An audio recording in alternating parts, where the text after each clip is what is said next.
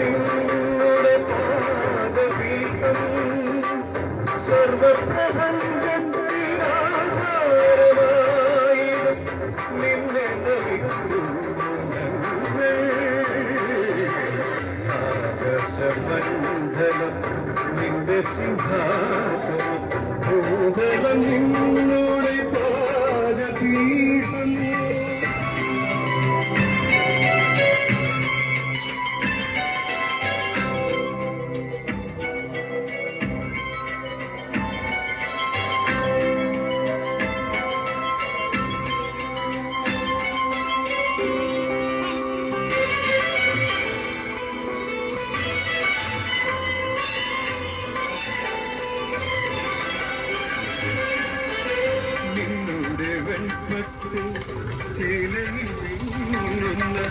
വൈഡൂര്യമല്ലയോ താരകങ്ങൾ, നിന്നുടെ വെൺപട്ട് ചേലയിൽ മിന്നുന്ന വൈഡൂര്യമല്ലയോ താരകങ്ങൾ.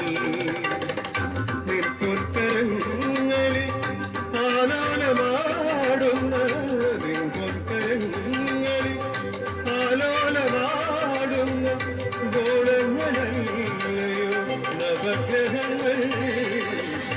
ആകാശമണ്ഡലം നിന്റെ സിംഹാസനം, ഭൂതലം നിന്നുടെ പാദപീഠം.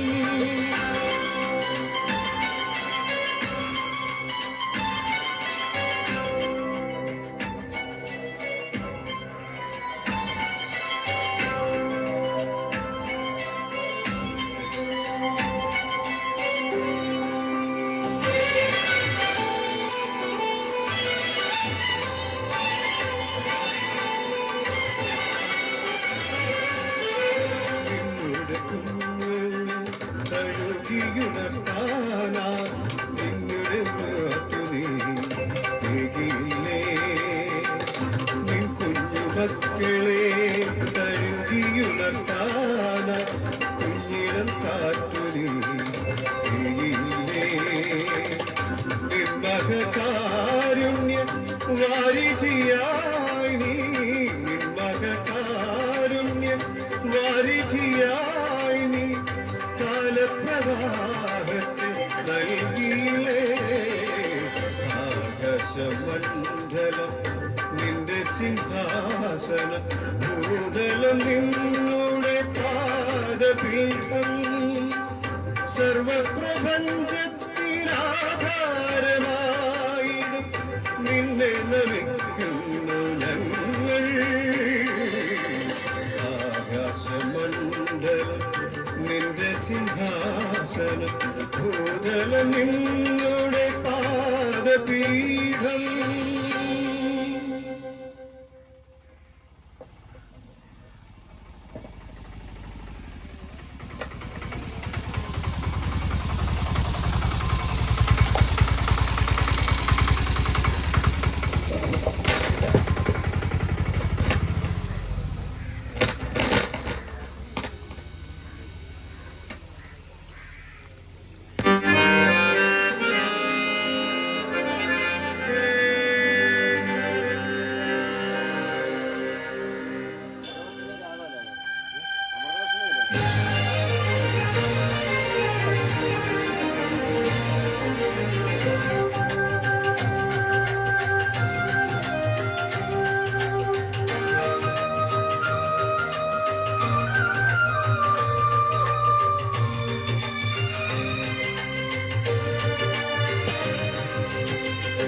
യേശുവൻ കൂടെയുള്ളതിനാ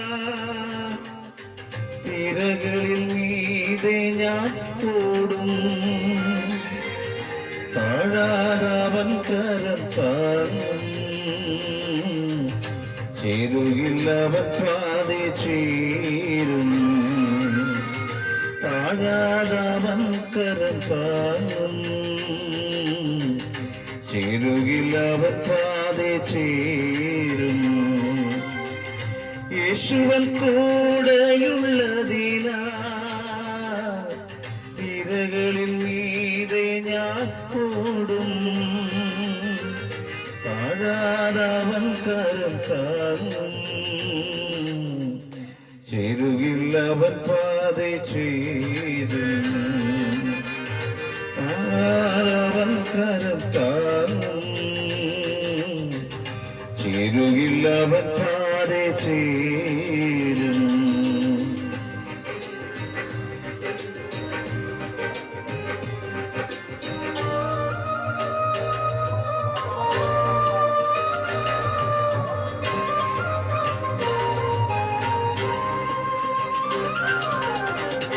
കഷ്ടത നടുവിലെനിക്കായി പ്രിയൻ ഒരുക്കുന്ന പ്രതിഫലം ദിനവും.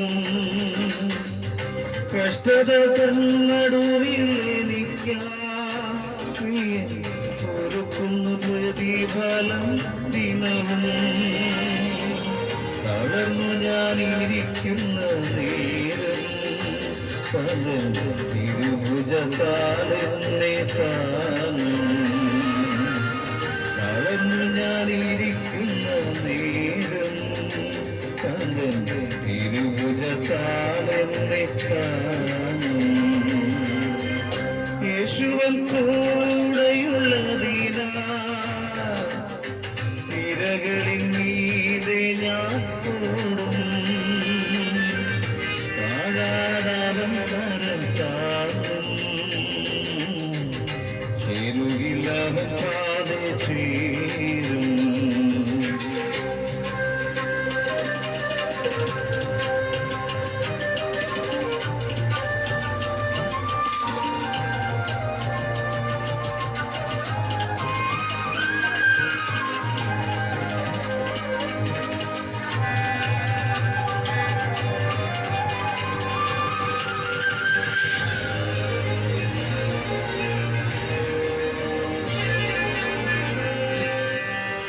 കാവിലൻ കൂടെ വന്നിരിക്കും പ്രിയൻ. പകലവൻ തണലിൽ ഞാൻ നടക്കും. രാവിലൻ കൂടെ വന്നിരിക്കും പ്രിയൻ. പകലവൻ തണലിൽ ഞാൻ നടക്കും. കിടക്കയിൽ അവൻ സുഖമരുളും. മരിക്കുകിലവൻ പാതെ ചേരും. കിടക്കയിലവൻ സുഖമരുളും. മരിക്കുകിലവൻ പാതെ ചേരും.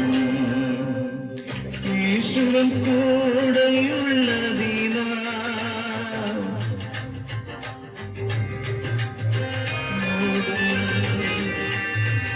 താഴാതവൻ കരം താങ്ങും. ചേരുകില്ലവൻ പാതെ ചേരും.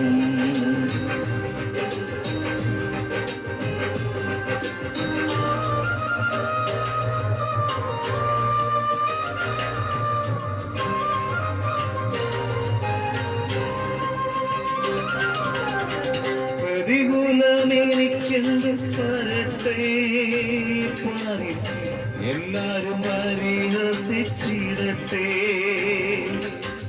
പ്രതികൂലമെനിക്കെന്തും വരട്ടെ പാരി എല്ലാരും പരിഹസിച്ചിടട്ടെ.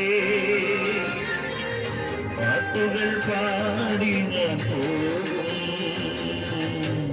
കുരിശിന്റെ ജയത്തോടെ കേൾവി. പാട്ടുകൾ പാടി കുരിശിന്റെ ജയത്തോടെ കേൾവി. യേശുവൻ കൂടെയുള്ളതിനാ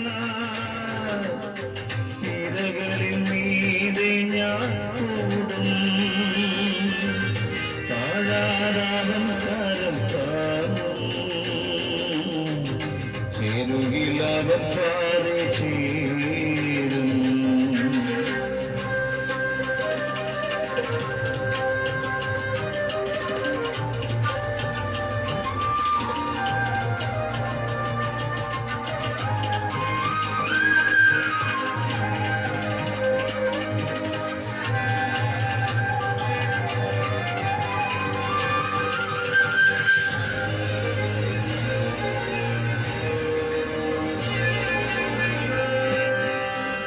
ഉയർപ്പിക്കുവാൻ എന്നെ ഒടുവിൽ, പിന്നെ സ്വർഗത്തിൽ അവൻ കൂടെ വാഴും.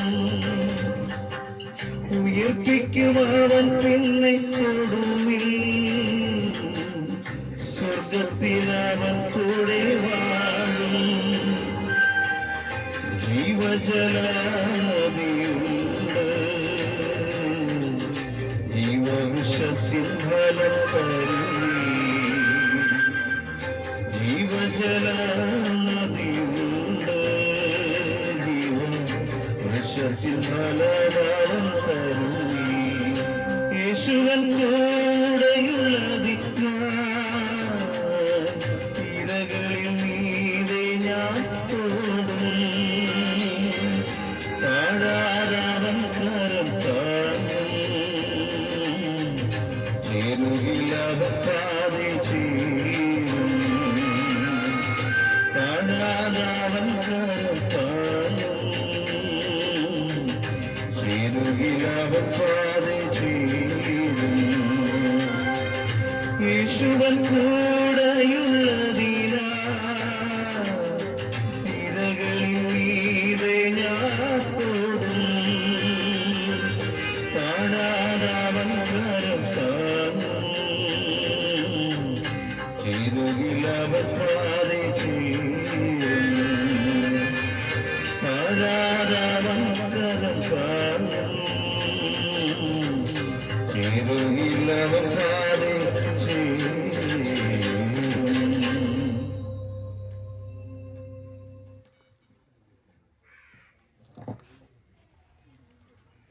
തുടർന്നുള്ള ചില നിമിഷങ്ങൾ യേശുക്രിസ്തുവിനെ കുറിച്ചുള്ള പവിത്ര സുവിശേഷത്തിന്റെ പ്രഖ്യാപനം നടത്തുവാൻ ബഹുമാനി കർത്തദാസൻ പാസ്റ്റർ മനോജ് കോട്ടയത്തെ സ്നേഹപൂർവ്വം സ്വാഗതം ചെയ്യുന്നു. സുവിശേഷ സന്ദേശം കേൾക്കൂ, അനുഗ്രഹം പ്രാപിക്കൂ. അനുഗ്രഹീതമായ ഈ പ്രഭാത സമയത്ത് പാടിമണ്ണിനടുത്തുള്ള മണിക്കുഴി ദേശനിവാസികൾ, ഞങ്ങളെ ഈ ശബ്ദസീമയിൽ ശ്രവിക്കുന്ന എല്ലാ നിഷ്കളങ്കരായ നന്മ നിറഞ്ഞ ഈ ദേശവാസികൾക്ക് ഹൃദയത്തിന്റെ ഭാഷയിലുള്ള സ്നേഹത്തെയും വന്ദനത്തെയും ഞങ്ങൾ അറിയിക്കുകയാണ്. ഫൈനൽ വേർഡ് ഗോസ്ബൽ മിനിസ്ട്രിയുടെ ഭാഗമായി മദ്യത്തിനും മയക്കുമരുന്നിനും സാമൂഹിക തിന്മകൾക്കും എതിരായുള്ള സന്ദേശ സുവിശേഷ യാത്രയാണ് ഇന്ന് ഇവിടെ എത്തിച്ചേർന്നിരിക്കുന്നത്. കഴിഞ്ഞ ദീർഘ വർഷങ്ങളായി കേരളത്തിന്റെ മണ്ണിൽ അങ്ങോളവും ഇങ്ങോളവും അനേക ഗ്രാമാന്തരങ്ങളിൽ, അനേക പട്ടണങ്ങളിൽ, അനേക കുന്നുമലകളിൽ, അനേക തെരുവോരങ്ങളിലൊക്കെ ഈ അനുഗ്രഹീതമായ സന്ദേശം ആയിരക്കണക്കിന് കുടുംബങ്ങൾക്ക് അനുഗ്രഹമായി തീരുവാൻ ഫൈനൽ വേർഡ് മിനിസ്ട്രിയുടെ ഈ ശുശ്രൂഷ കർത്താവ് ഇടയാക്കി തീർത്തിട്ടുണ്ട്. അതിന് പിന്നിൽ പ്രവർത്തിക്കുന്ന അനുഗ്രഹീതരായ സഹയാത്രികരായിട്ടുള്ള എന്റെ അഭിഷക്ത ദേവദാസന്മാർ എല്ലാവർക്കും ഈ സമയം ഹൃദയത്തിന്റെ ഭാഷയിലുള്ള സ്നേഹത്തെയും നന്ദിയെയും ഓർപ്പിക്കുകയാണ്. ഇന്ന് ഈ തരുണത്തിൽ ഈ സമയം ഇവിടെ ഇങ്ങനെ ഞങ്ങൾക്ക് എത്തിച്ചേരുവാൻ കാലങ്ങൾക്ക് യുഗങ്ങൾക്ക് മുൻപേ ഉള്ള ദൈവിക പദ്ധതിയുടെ ഭാഗമാണ് എന്ന് ഞാൻ അത് പൂർണ്ണമായും വിശ്വസിക്കുന്നു. ഇന്ന് ഈ മണ്ണിൽ ഇവിടെ വിതയ്ക്കപ്പെടുവാൻ പോകുന്നത് സുവിശേഷമാണ്. കഴിഞ്ഞ ഏതാനും മാസങ്ങളായി നിങ്ങൾ ഈ മണ്ണിൽ അനേക പ്രഭാഷണങ്ങൾ കേട്ടുകൊണ്ടിരിക്കുകയാണ്. ഇന്നും ഇന്ത്യയുടെ വിവിധ സ്റ്റേറ്റുകളിൽ ഈ രാഷ്ട്രീയത്തിന്റെ പ്രഭാഷണങ്ങൾ നടന്നുകൊണ്ടുമിരിക്കുകയാണ്. അതിന്റെ ഫലം അറിയുവാനായിട്ട് ജൂൺ 4-5 തീയതികളിലൊക്കെ ആയിട്ട് കാതോർത്തിരിക്കുന്ന ഒരു വലിയ ജനസമൂഹമാണ്. ആര് ജയിക്കും, ആര് തോക്കും എന്നുള്ളതിനെ പറ്റിയൊക്കെ ഉത്കണ്ഠാകുലരായവരുണ്ട്. ആര് ജയിച്ചാൽ എന്ത്, ആര് തോറ്റാൽ എന്ത്, എനിക്കെന്ത് എന്ന് ചിന്തിക്കുന്ന ആൾക്കാരുമുണ്ട്. ഏതു വിധത്തിലായിരുന്നാലും ഈ രാഷ്ട്രീയ പ്രഭാഷണങ്ങൾ ഈ കഴിഞ്ഞ നാളുകളിൽ നമ്മുടെ എല്ലാം ഹൃദയങ്ങളിലേക്ക് വാരി വിതറുവാൻ ഇടയായി തീർന്നിട്ടുണ്ട്. അതിൽ വളരെ മോഹന വാഗ്ദാനങ്ങൾ ഉണ്ടായിട്ടുണ്ട്. ചിലർക്ക് പ്രതീക്ഷകൾ അതിനകത്തുണ്ട്, ചിലർക്ക് നിരാശകളുണ്ട്. ആ സന്ദേശങ്ങൾ ഇവിടെ മുഴങ്ങിക്കേട്ടിട്ട് അധികം കാലമായില്ല. അതിന്റെ റിസൾട്ടിനായി കാത്തിരിക്കുകയുമാണ്.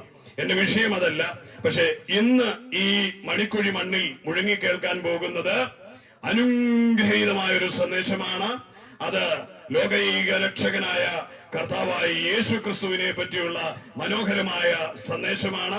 ഈ സന്ദേശം ഏത് മണ്ണിൽ വിതയ്ക്കപ്പെട്ടിട്ടുണ്ടെങ്കിലും ആ ദേശത്തിലെ നിവാസികളിൽ അത്ഭുത രൂപാന്തരം സംഭവിച്ചിട്ടുണ്ട്.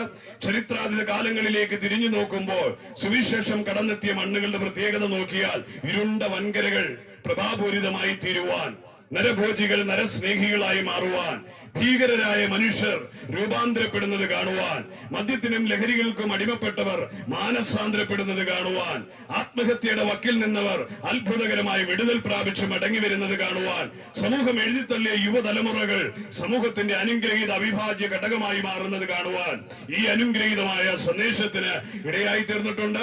ഇത് അനേക കുടുംബങ്ങളെ പണിയുവാൻ, ശിഥിലമായി പോയ കുടുംബങ്ങൾക്ക് പ്രതീക്ഷയും പ്രത്യാശയും നൽകുവാൻ ഈ സന്ദേശം ഇടയായി തീർന്നിട്ടുണ്ട്.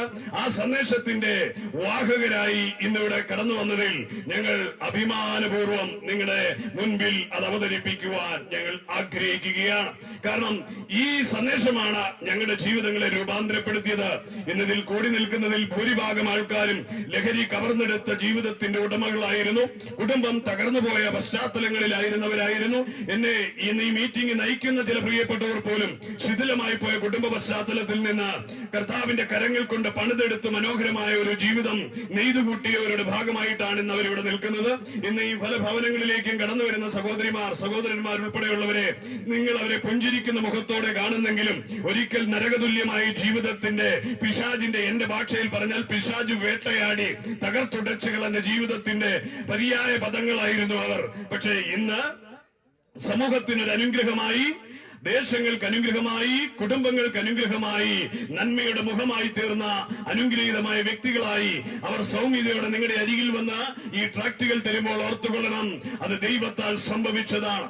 എന്നെ കേട്ടുകൊണ്ടിരിക്കുന്ന മാന്യ സഹോദരങ്ങൾ വളരെ വേഗത്തിൽ ആമുഖങ്ങളും ആ ഭാഷയുടെ ചാതുരതകൾക്കൊക്കെ വലിയ പ്രാധാന്യങ്ങൾ കൽപ്പിക്കാതെ ഞാൻ എന്റെ ഹൃദയത്തിന്റെ ഭാഷയിൽ സമ്പാദിക്കുവാൻ ആഗ്രഹിക്കുകയാണ്. ഇന്നിവിടെ ആയിരിക്കുന്നത് കർത്തവ്യത്തിന്റെ ആത്യന്തികമായ ലക്ഷ്യം എന്നാണെന്ന് ചോദിച്ചാൽ എന്റെ പ്രാണനെ മരണത്തിൽ നിന്ന് വിടുവിച്ച, എന്റെ ജീവിത പശ്ചാത്തലങ്ങളെ തകർച്ചയിൽ നിന്ന് കരകയറ്റിയ എന്റെ പ്രാണന്റെ ഉടയവനായ നസ്രയനായ യേശു ക്രിസ്തുവിന്റെ മനോഹരമായ നാമത്തെ നിങ്ങളോടൊന്ന് പറഞ്ഞ് മനസ്സിലാക്കുവാൻ ആഗ്രഹിക്കുക. ആയതിലേക്ക് എന്നെ കേൾക്കുന്ന പ്രിയമുള്ളവർ നിഷ്കളങ്ക ഹൃദയത്തോടെ, തുറന്ന മനസ്സോടെ വരുന്ന 10-15 മിനിറ്റുകൾ ശ്രദ്ധ ഇതിലേക്ക് തരണമെന്ന് ഞാൻ ആഗ്രഹിക്കുകയാണ്.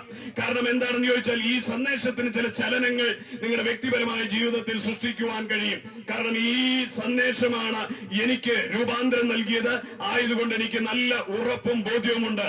അതുകൊണ്ട് മുൻവിധികളില്ലാതെ, തർക്കവാദങ്ങളില്ലാതെ ഇന്നൊരിക്കലെങ്കിലും ഈ ഒരു സന്ദേശം നിഷ്കളങ്കതയോടെ നിങ്ങൾ കേൾക്കണം.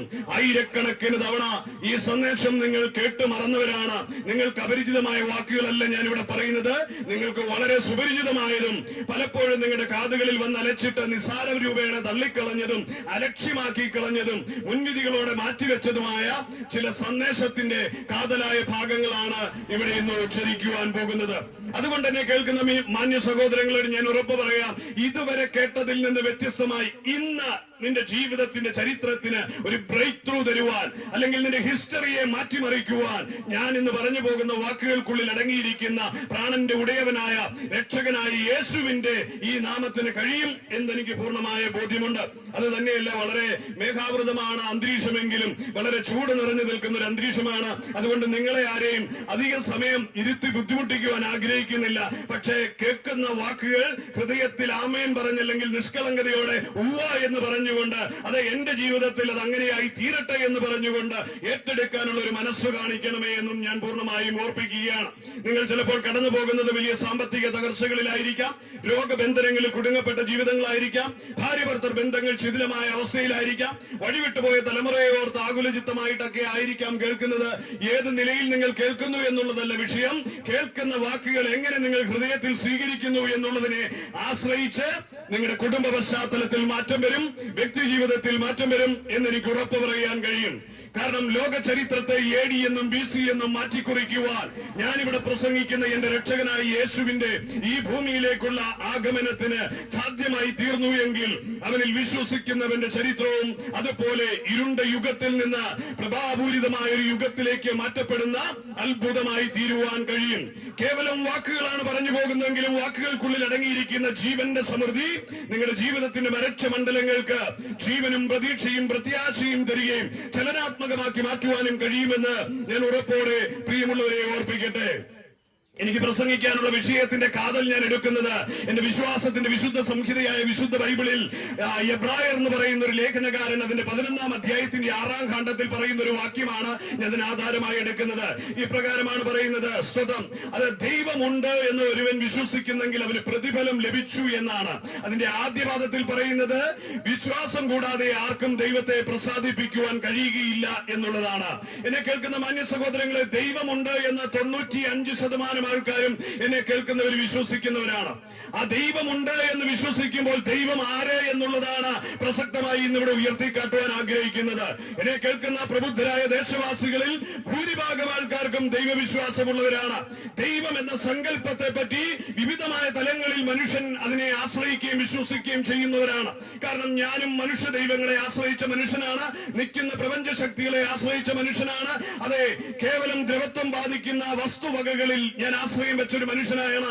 അതുകൊണ്ട് എനിക്ക് ഞാൻ കണ്ടെത്തിയ സത്യദൈവത്തെ പറ്റി പറയുന്നതിനകത്തൊരു ആധികാരികതയുണ്ട്. പ്രിയമുള്ളവരെ, ഇഹലോകത്തിൽ ഞാൻ ആശ്രയിച്ച സകല പ്രപഞ്ച ശക്തികളും, ഞാൻ ആശ്രയിച്ച കല്ല് മര രൂപങ്ങൾക്കും ഒക്കെയും പരിമിതികൾ നിൽക്കുമ്പോൾ, അല്ലെങ്കിൽ അതിനൊക്കെ നിസ്സഹായമായി നിൽക്കുമ്പോൾ, അതിനോട് പറഞ്ഞ വാക്കുകൾ അതിന് കേൾക്കുവാൻ കഴിയാതിരിക്കുമ്പോൾ, എന്റെ ഹൃദയ നുറുക്കത്തോടെ തകർന്നു, അല്ലെങ്കിൽ ഒരു മണിക്കൂർ കൂടെ എനിക്ക് മുൻപോട്ട് പോകാൻ കഴിയില്ല, എന്റെ ദൈവമേ നീ എന്നെ ഒന്ന് സഹായിക്കണമേ, തകർന്നു നുറുങ്ങിയ ഹൃദയത്തോടെ ആ ടാറിന്റെ പുറത്ത് 2 മണി സമയത്ത് മുട്ടുകുത്തിയ ഞാൻ ഇന്ന് നിങ്ങളുടെ മുൻപിൽ അധികാരത്തോടെ നിൽക്കുമ്പോൾ, ലോകത്തിന്റെ 7 വൻകരകളിലായി പടർന്നു പന്തലിച്ചു കിടക്കുന്ന വലിയൊരു ജനത്തിന് ഹൃദയത്തിൽ യേശുവിനെ വിതച്ചു കൊടുത്തുകൊണ്ട് അവരുടെ ഒരു വലിയ സ്നേഹത്തിന്റെ വലയങ്ങളുടെ നടുവിൽ നിന്നുകൊണ്ടാണ് ഞാൻ ഇന്ന് ശുശ്രൂഷിക്കുന്നത്. എനിക്കറിയാം, കേവലം പുതുപ്പള്ളിയുടെ മണ്ണുകൊണ്ട് ഒതുങ്ങിപ്പോകേണ്ട എന്റെ ജീവിതത്തെ 7 വൻകരകളിലായി അനേക ജീവിതങ്ങൾക്ക് അനുഗ്രഹമായി ആത്മഹത്യയിലേക്ക് പോയവർക്ക് മടങ്ങി വരുവാനുള്ള പ്രതീക്ഷയുടെ വാക്കുകളെ ഉരുടുവാനായി ദൈവം എന്നെ ഉപയോഗിച്ചുവെങ്കിൽ, ഇങ്ങനെ കേട്ടു നിൽക്കുന്ന നീ മണിക്കുഴി കൊണ്ട് അസ്തമിച്ചു പോകുമെന്ന് വിചാരിക്കേണ്ട. മണിക്കുഴിക്കപ്പുറത്തേക്ക് നിനക്കൊരു അനുഗ്രഹീതമായ ജീവിതമുണ്ട്. ആ ജീവിതത്തിലേക്ക് നിന്നെ ഞാൻ വിളിക്കുകയാണ്. ആ ജീവിതം നിനക്ക് വേണ്ടി ഡിസൈൻ ചെയ്യുന്നത് ആരാണെന്ന് അറിയാമോ? അതാണ് നിന്റെ പ്രാണന്റെ ഉടയവനായ കർത്താവായ യേശു. അതെ, അവനത്രേ നിന്റെ അമ്മയുടെ ഉദരത്തിൽ നിന്നെ മെനഞ്ഞത്. എന്നെ കേൾക്കുമ്പോൾ അപ്പനില്ലാതെ ആയിരിക്കുന്ന പ്രിയ സ്നേഹിത, നീ ലഹരികളിൽ കടിമപ്പെട്ടുകൊണ്ടാണോ ഇന്ന് നീ ഇത് കേൾക്കുന്നത്? പിതാവിന്റെ നഷ്ടം നിന്നെ ആകെ ഉലയ്ക്കപ്പെട്ടിട്ടുണ്ടെങ്കിൽ ഇന്ന് ഈ മണിക്കുഴി മണ്ണിൽ ഞാൻ വിളിച്ചു പറയട്ടെ, നിനക്ക് വേണ്ടി അത്രേ കർത്താവ് ഇന്ന് തന്നെ സംസാരിക്കുവാൻ അയച്ചത്. നീ അനാഥനല്ല, ഉപേക്ഷിക്കപ്പെട്ടവനല്ല, തകർക്കപ്പെട്ടവനല്ല. നിനക്ക് വേണ്ടി 2000 വർഷങ്ങൾക്ക് മുമ്പ് കാൽവരിയിൽ തന്റെ പളുങ്ക് പോലത്തെ ശരീരം ക്രൂരരാൽ ദണ്ഡിതപ്പെടുവാൻ ഏൽപ്പിക്കപ്പെട്ടു കൊടുത്തുകൊണ്ട്, നിന്റെ പാപങ്ങളെ ഏറ്റുകൊടുത്തുകൊണ്ട് കാൽവരിയിൽ ആ പച്ചപ്പന്മര കുരിശിൽ 3 ആണികളാൽ മുൾക്കിരീടം അണിയപ്പെട്ടവനായി തൂക്കപ്പെട്ട നസറേയനായ യേശു നിനക്ക് വേണ്ടി അത്രേ മരിച്ചത്. അടക്കപ്പെട്ടുയർത്തെഴുന്നേറ്റ് ഇന്നും ജീവിക്കുന്ന ക്രിസ്തു, ആ ക്രിസ്തുവിൽ നിന്റെ ഹൃദയത്തെ ഏൽപ്പിച്ചു കൊടുത്താൽ നിന്റെ അവസ്ഥകൾക്ക് ഭേദം വരും. നിന്റെ ജീവിതത്തിലെ നഷ്ടങ്ങളെ അവൻ അനുഗ്രഹമാക്കി തീർക്കും. അവനെ വിശ്വസിക്കുന്നവന് പ്രതിഫലമുണ്ട്. പ്രിയമുള്ളവരെ, അത് പറഞ്ഞാൽ ഞാൻ എന്റെ വാക്കുകൾക്ക് അവസാനം കുറിക്കുന്നത്. ഞാൻ നിങ്ങളെ ഏതെങ്കിലും ഒരു മതത്തിലേക്ക് ആഹ്വാനം ചെയ്യുകയില്ല. നിങ്ങളെ ഏതെങ്കിലും ഒരു ജാതീയ വിഭാഗത്തിലേക്ക് നിങ്ങളെ സ്വാഗതം ചെയ്യുകയല്ല. മനുഷ്യകുലത്തെ 2ആയി മാത്രം നിർമ്മിച്ച ദൈവം, എന്റെ സഹപഠൻ സഹയാത്രികൻ മനോസ്മൃത അനുഗ്രഹീതമായ സന്ദേശം കഴിഞ്ഞ കവലയിൽ കൈമാറിയപ്പോൾ പറഞ്ഞു, ഒരു മനുഷ്യനെ 4ആയി വിഭജിച്ചിരിക്കുന്നു. അതിലേറ്റവും അടിത്തട്ടിയിൽ പാദത്തിൽ കിടക്കുന്നവൻ ശൂദ്രൻ എന്ന് ഇന്ത്യൻ സംസ്കാരം, ലോകത്തെ ഏറ്റവും വലിയ സംസ്കാരം എന്ന് കൊട്ടിഘോഷിക്കപ്പെടുന്ന പലരും അതിനെ പുകഴ്ത്തിപ്പാടുമ്പോൾ, മനുഷ്യനെ ആകെ ആണും പെണ്ണുമായി സൃഷ്ടിച്ച ദൈവം തമ്പുരാൻ വളരെ സങ്കടത്തോടെ നോക്കുകയാ. വേർതിരിവുകളുടെ മടിത്തട്ടിലേക്ക് വലിച്ചെറിഞ്ഞു കൊടുത്ത് തന്റെ പൊന്നോമന സൃഷ്ടിയെ വികലമാക്കി കളയുന്ന ക്രൂരരായ മനുഷ്യനോട് അവന് സഹിത്തമില്ല. പ്രിയമുള്ളവരെ, സ്വന്തം സഹോദരനെ നികൃഷ്ടനായി ശൂദ്രനായി കാണുക, സ്വന്തം സഹോദരൻ അവനെ ഒരു ഫ്യൂഡൽ പ്രഭുവിനെ പോലെ അടിമയാക്കി അടക്കി ഭരിക്കുക, എത്ര പൈശാചികമാണ്, എത്ര വൈകൃതമാണ് ഈ സമൂഹം. ആ സമൂഹത്തിന് സംസ്കാരം ഉണ്ടാകുവാൻ വേണ്ടി യേശു ക്രിസ്തുവിന്റെ മഹത്വമേറിയ സുവിശേഷം ഈ മണ്ണിൽ വന്നതുകൊണ്ട് ഇന്ന് മണിക്കുഴിയിൽ നിങ്ങളും ഞാനും ഒക്കെ മാന്യമായ വസ്ത്രങ്ങളിട്ട് നിൽക്കുന്നു, അല്ലെങ്കിൽ മേളുവശത്തെ വസ്ത്രം ഉപയോഗിക്കാൻ യോഗ്യതയില്ലായിരുന്നു. എന്നാൽ ഇന്ന് യേശു എന്ന രക്ഷകൻ വന്നതുകൊണ്ട്, അവനെ അറിഞ്ഞതുകൊണ്ട്, അവന്റെ സ്നേഹം വൻകരകളിൽ തലോടിയതുകൊണ്ട്, അവനിലേക്ക് ആകർഷകരായതുകൊണ്ട് ജനം വിദ്യാഭ്യാസമുള്ളതായി തീർന്നു. ജനത്തിന് വിവരം വെച്ചു. അന്ധകാരത്തിന്റെ അനാചാരങ്ങളെ പൊട്ടിച്ചെറിഞ്ഞുകൊണ്ട് അതിൽ നിന്നൊരു വിഭാഗം ജനം ജീവനുള്ള ദൈവത്തിലേക്ക് മുഖം തിരിച്ചപ്പോൾ ചില പ്രഭുക്കന്മാരുടെ ഉള്ളങ്ങളിൽ വിദ്വേഷമുണ്ടായി, പകയുണ്ടായി. അതിന്റെ പരിണിത ഫലമായി മാർഗത്തെ, മതമല്ല മാർഗത്തെ അടച്ച് ആക്ഷേപിച്ചുകൊണ്ട് അതിനെ ഇല്ലായ്മ ചെയ്യുവാൻ കച്ചകെട്ടി. കച്ചകെട്ടുന്നത് നല്ലതാണ്, അരയ്ക്കൊരു ബലം കിട്ടും കെട്ടിവെച്ചാൽ. എന്നാൽ ലോകത്തിന്റെ ചരിത്രത്തിലേക്ക് നോക്കിയാൽ 2000 വർഷങ്ങൾക്കപ്പുറം പാലസ്തീന്റെ മണ്ണിൽ, യെരുശലേമിന്റെ മണ്ണിൽ, യഹൂദ നാട്ടിൽ സ്വതന്ത്രം ഈ നാമത്തെ ഉയർത്തുന്ന സകലരെയും അതെ തുരത്തിക്കളയുവാൻ, ഇല്ലായ്മ ചെയ്യുവാൻ കച്ചകെട്ടി രാജാക്കന്മാർ പരിശ്രമിച്ച ഒരു കാലമുണ്ട്. അതെ, ഈ നാമം ഉച്ചരിക്കുന്നത്, അവർ ഈ നാമം കൊണ്ട് ഈ പട്ടണങ്ങൾ നിറയ്ക്കുന്നു, അവരെ വിലക്കണം, അവരെ ഇല്ലായ്മ ചെയ്യണമെന്ന് ആക്രോശിച്ച, അധികാരം കൈപ്പിടിയിലടക്കിയ രാജാക്കന്മാരും പടക്കൂട്ടങ്ങളും തേരോട്ടം നടത്തിയിട്ട് അടിച്ചൊഴുക്കുവാൻ കഴിയാത്ത ഈ നാമം സർവ്വലോകത്തും വ്യാപരിച്ചു. അതെ, ഇന്ന് ആ വ്യാപരിച്ച നാമം ഒരു വാക്ക് പറഞ്ഞാ പോയത്, അവന് പുനരുദ്ധാന നാളിൽ ഞാൻ പോയതുപോലെ മടങ്ങി വരുമെന്ന് അവൻ പറഞ്ഞിട്ടാണ് പോയതെങ്കിൽ, ഇങ്ങനെ കേൾക്കുന്ന മാന്യ സഹോദരങ്ങളെ, വിശ്വസിക്കുന്ന നിങ്ങൾക്കും എനിക്കും ഒരു പ്രത്യാശയുണ്ട്. ഏതെങ്കിലും കല്ലിലോ രൂപത്തിലോ മാർബിൾ രൂപങ്ങളിലോ അല്ല നാം ആശ്രയിക്കുന്നത്, ജീവനുള്ള ദൈവത്തിലായതുകൊണ്ട് അവൻ മടങ്ങി വരും വേഗത്തിൽ. അവനിൽ വിശ്വസിക്കുന്നവരെ ചേർത്തുകൊള്ളുവാൻ വേണ്ടി. അതുകൊണ്ട് ഇന്ന് മണിക്കുഴിയുടെ മണ്ണിൽ തന്റെ ഇടത്തോടെ ഒരു സ്വർഗം ആഗ്രഹിക്കുന്ന ആരെങ്കിലും ഉണ്ടെങ്കിൽ, ഒരു നിത്യജീവൻ ആഗ്രഹിക്കുന്ന ആരെങ്കിലും ഉണ്ടെങ്കിൽ, ഒരു ശാശ്വതവാസം ആഗ്രഹിക്കുന്ന ആരെങ്കിലും ഉണ്ടെങ്കിൽ, സത്യദൈവത്തെ അന്വേഷിക്കുന്ന ആരെങ്കിലും ഉണ്ടെങ്കിൽ, ജീവനുള്ള ദൈവമുണ്ടെന്ന് വിശ്വസിക്കുന്ന ആരെങ്കിലും ഉണ്ടെങ്കിൽ, ധൈര്യത്തോടെ കടന്നു വരാം. രക്ഷകനായ യേശുവിനെ ഹൃദയത്തിൽ ഏറ്റെടുത്തുകൊണ്ട് നിങ്ങളുടെ ജീവിതം ഒരു ചരിത്രമായി മാറും. നിങ്ങളൊരു അത്ഭുതമായി മാറും. കുടുംബത്തിന്റെ പശ്ചാത്തലങ്ങൾ മാറും. വിശുദ്ധ ബൈബിൾ പറയുന്നു, ഒരുവൻ ക്രിസ്തുവിലായാൽ മതി, അവന്റെ കുടുംബവും രക്ഷ പ്രാപിക്കുവാനിടയായി തീരും. അപ്പൊ ഇന്ന് ഭർത്താവ് കുടിയനാന്നും കണ്ട് ഭാര്യ നിരാശപ്പെട്ട് ആത്മഹത്യ ചെയ്യുന്നതിനെ പറ്റി അല്ല ചിന്തിക്കേണ്ടത്.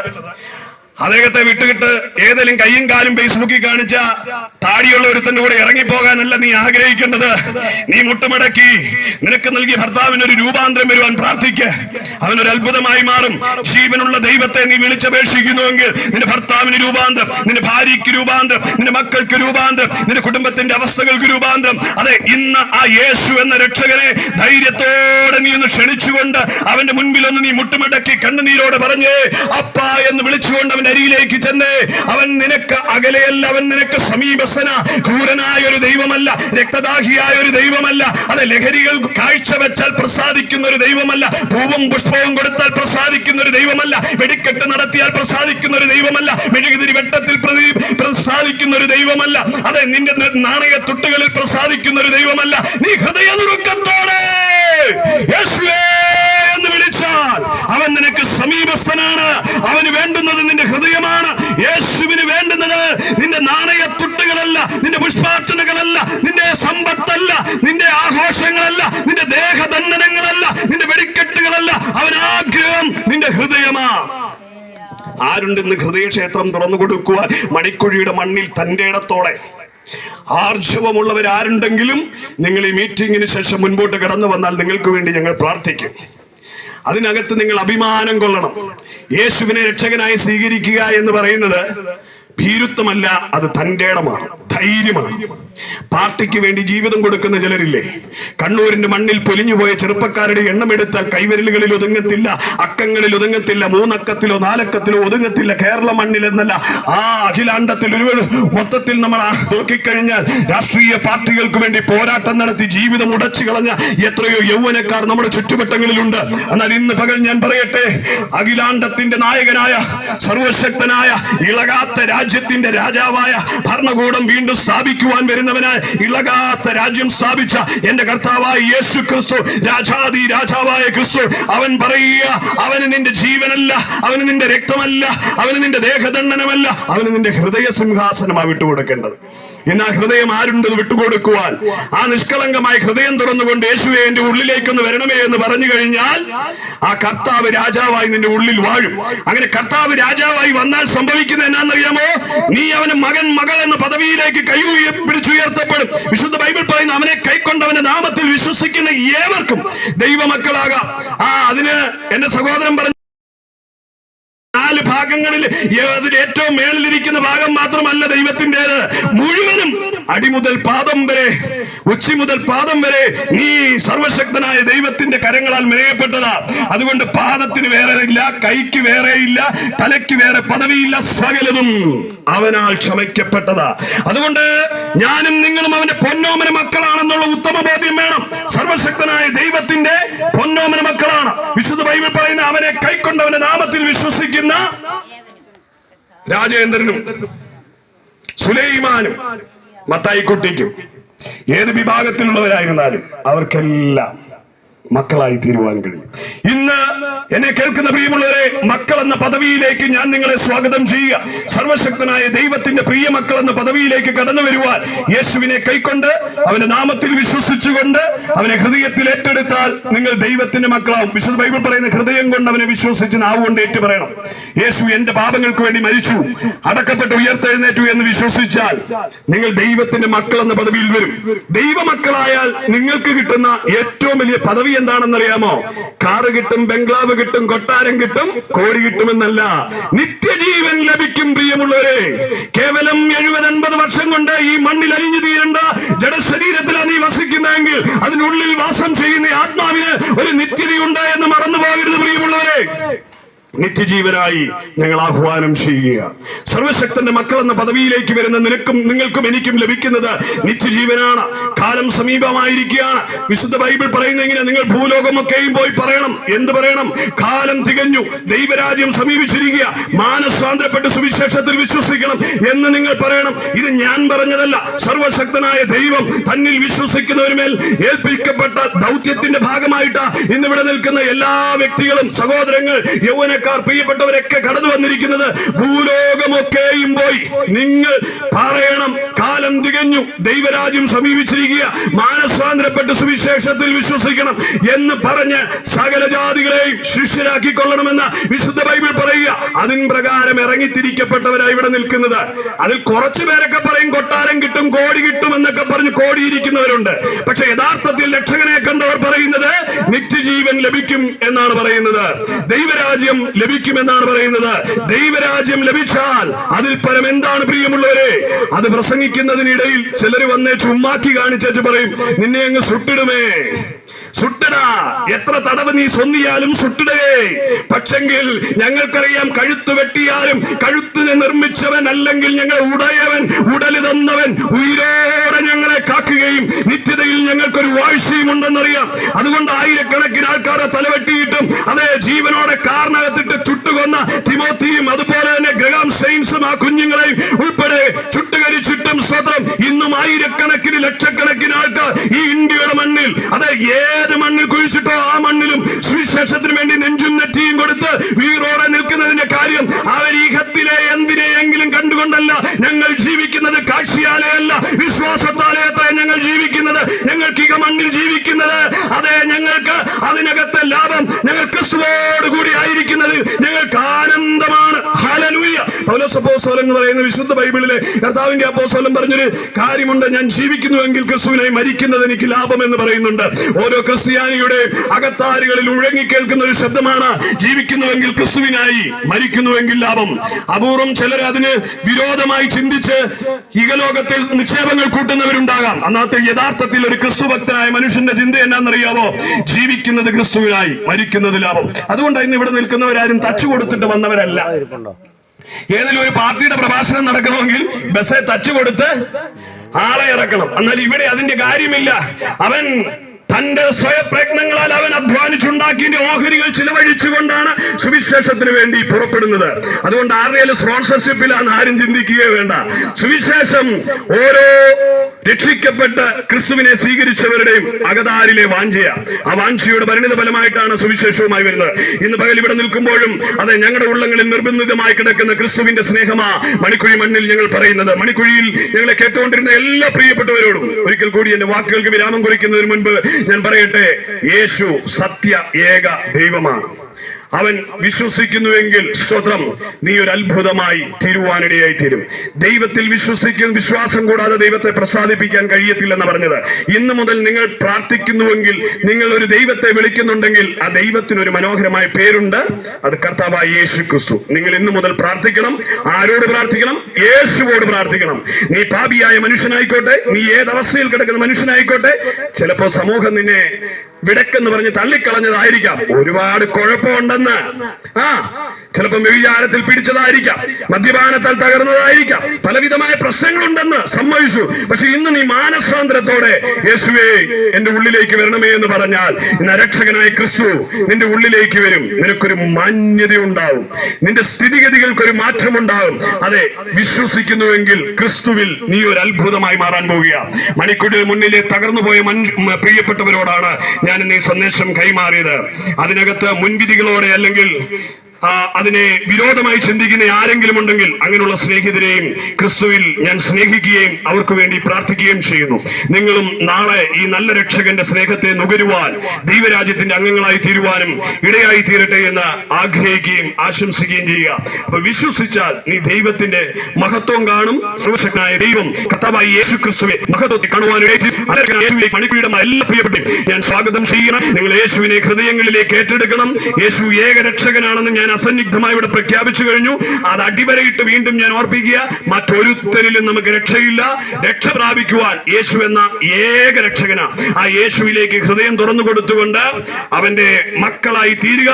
മണിക്കുഴി ദേശം അനുഗ്രഹിക്കപ്പെടട്ടെ. ഈ ദേശനിവാസികൾ ഒരു അത്ഭുതമായി മാറട്ടെ. നാളെ നിങ്ങളുടെ തലമുറകളും അനുഗ്രഹിക്കപ്പെടട്ടെ. ഈ മണ്ണിൽ നിങ്ങളുടെ കഷ്ടതകൾക്ക് വിരാമമായി എന്ന് ഞാൻ ഉറപ്പിച്ചുകൊണ്ട് ഞാൻ എന്റെ വാക്കുകൾക്ക് വിരാമം കുറിക്കുക. യേശു ക്രിസ്തുവിന്റെ നാമത്തിൽ ഓരോരുത്തരെയും അനുഗ്രഹിക്കുകയാണ്. കർത്താവ് ദേശവാസികളെ അനുഗ്രഹിക്കട്ടെ.